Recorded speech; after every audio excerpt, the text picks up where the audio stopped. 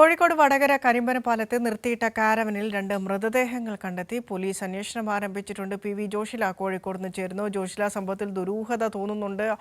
ഈ സംഭവം കേൾക്കുമ്പോൾ തന്നെ പോലീസ് എന്താണ് ഇത് സംബന്ധിച്ച് വിശദീകരിക്കുന്നത്? കഴിഞ്ഞ ദിവസം അവിടെ ദുരൂഹ സാഹചര്യത്തിൽ പ്ലൈവുഡ് ഫാക്ടറിക്ക് തീപിടിക്കുന്ന ഒരു സാഹചര്യവും ഉണ്ടായിരുന്നു. ഇത് തമ്മിൽ കണക്ട് ചെയ്ത് എന്തെങ്കിലും പോലീസിന്റെ ഭാഗത്തു നിന്ന് വിശദാംശങ്ങൾ ലഭിക്കുന്നുണ്ടോ?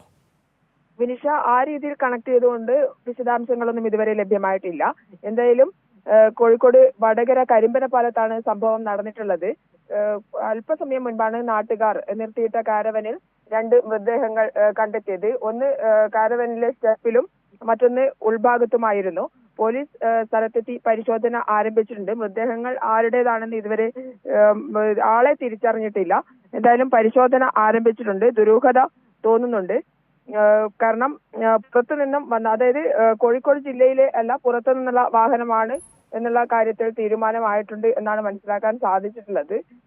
KL 54 P1060 എന്ന വണ്ടിയിലാണ് ഈ ഇത്തരത്തിൽ മൃതദേഹങ്ങൾ കണ്ടെത്തിയിട്ടുള്ളത്. വിനിഷ. ശരി, പി.വി. ജോഷിലാണ് കോഴിക്കോട് നിന്ന് വിശദാംശങ്ങൾ പങ്കുവച്ചത്.